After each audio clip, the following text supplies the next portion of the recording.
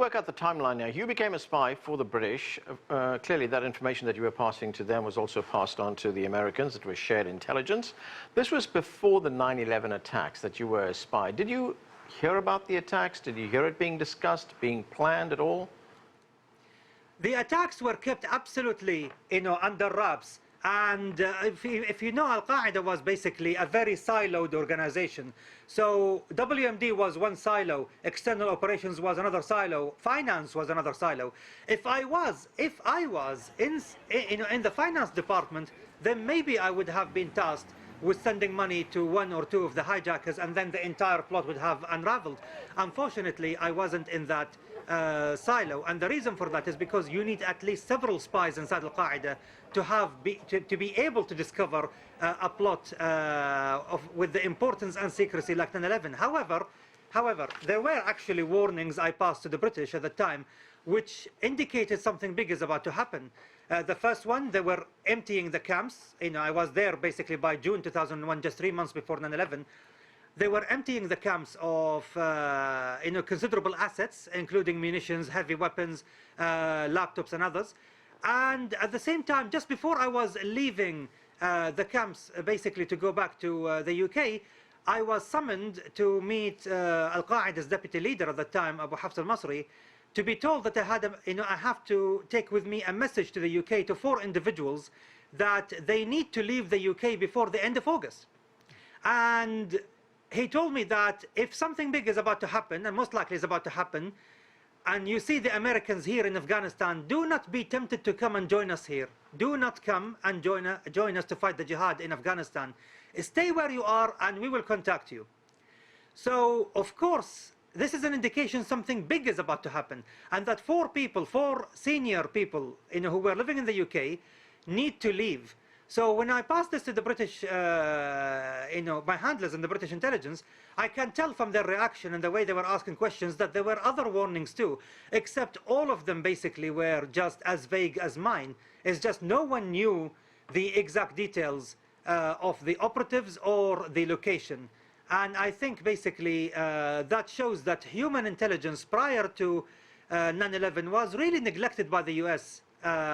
If they paid more attention, actually, they would have at least had 1 or 2 or 3 people in some key positions within the organization to prevent something big like this ever happening again.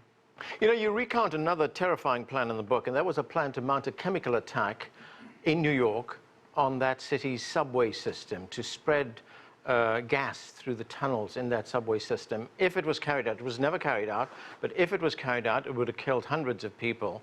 And tell us about that. You were the person who passed that information on to the British, who then passed it on to the Americans. Tell us how that happened and why the attack didn't take place. Well, I was contacted by the by a mysterious leader of Al-Qaeda in Arabia at that time.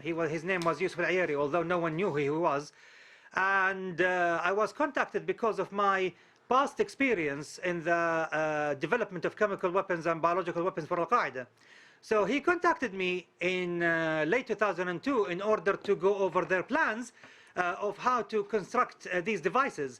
So of course I was asking basically, look, if you are going to mount these attacks in Saudi Arabia, where they were operating at the time, I'm not going to help you. I have reservations about using these in a Muslim country. They told me it's not going to be used in a Muslim country, it's going to be used somewhere else. And when I alerted the British intelligence services about it, of course, the first thing they did, they told me to stay in the plot, to be an active participant, just to glean where this attack will take place. And then over the coming weeks, the way they were asking questions, led them to finally tell me that it's going to be, the New York subway system. I alerted the British again, and we started to get more and more information about the plotters and about the likely timeline. Already Al-Qaeda in Saudi Arabia, the leader himself, was asking one of the clerics of Al-Qaeda, Nasser al-Fahad, to put together a 26-page essay on the legitimacy of using weapons of mass destruction against the US, and the fatwa was issued, so everything was just ready. However, a Zawahiri who at the time was the deputy leader of al-Qaeda, now is the leader, put an end to it. He said, no, the time is not right, and he stopped it. And the reason for stopping this from taking place is that the US was only days away from invading Iraq. And Zawahiri said in a letter was sent to al-Qaeda in Saudi Arabia, who were actually masterminding the attack, was that if we carry out the attack, then we are giving America the excuse and the pretext that they always were talking about, that Iraq is in possession of chemical weapons and they are giving them to terrorists. And therefore, an attack like this would demonstrate to the Muslim world that we are reckless with our campaign, and that we have given the Americans the pretext needed to invade Iraq. And the Muslim world will never forgive us. That's just the timing wasn't right whatsoever. Well, the irony and that's why it was stopped. Right, the irony of that is that the United States invaded Iraq. Anyway, but then your cover was blown. You were outed as a spy. How did that happen? Well, I was having the first holiday in my whole life as a normal human being. You know, at the end of the day, spying is not exactly a fun job to have. It's extremely stressful. And so I was in Paris having the first holiday ever. And even then, it wasn't meant to be. I received a message from one of my Al-Qaeda associates in the Gulf. It was, I remember, it was a fine Sunday in June 2006. He was telling me, go and read the Time magazine website. There is a spy among us. Maybe you have to go into hiding. So I was worried, of course. So I went to read the Time magazine website. I found that they were writing an article talking about a book that is going to be published the following week. It's called The 1% Doctrine by Ron Suskind, a Pulitzer Prize winning journalist. And the book contained 46 pages of leaks about me and the operations I was involved in within Al-Qaeda. There were 4 operations, and I was the only common denominator, which was really scary. I was reading and I was thinking, these were really secrets, and they were not supposed to be put in any magazine whatsoever. The author, Ron Suskind, rather recklessly decided to give me an Arabic name. And of all the 4,000 plus Arabic names in the dictionary, he decided to give me the name Ali, which happened to be my name on my birth certificate. So talk about almost putting a bullseye on me. Right. So I contacted my handlers from Paris. They told me, come back on the first train to London. This is of course crisis. We will deal with it. And that's basically how, unfortunately, my days, undercover after 7.5 years diligent work basically came to an end. Very quickly, Aimen, we've just got a bit of time left. How did Ron Suskind get hold of that information? The suspicion among my handlers at the time was that it was information shared by the office of the then US Vice President Dick Cheney. Now, you went back to Britain. You obviously were not a spy anymore because your cover had been blown. Did you fear for your life? Obviously, since then, then the Al-Qaeda read the book, and by 2008 they came to the conclusion that I was the spy. They issued a fatwa on my head in that year, in 2008. In the following year, there was an ugly encounter that could have ended in my death. And in 2016, there was an attempt on my life. So, of course, basically, I feared for my life. And since then, I've been taking precautions and making sure, basically, I don't spend, much time, basically, I just move from one city to another.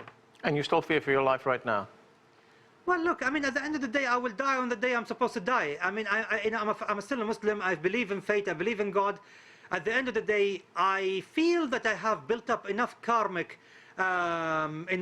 points in order basically to avoid an ugly end. All I did basically was to save lives, stop people from harming innocent civilians, and make sure basically that it's all for the greater good. I believe basically that what I've done will protect me somehow.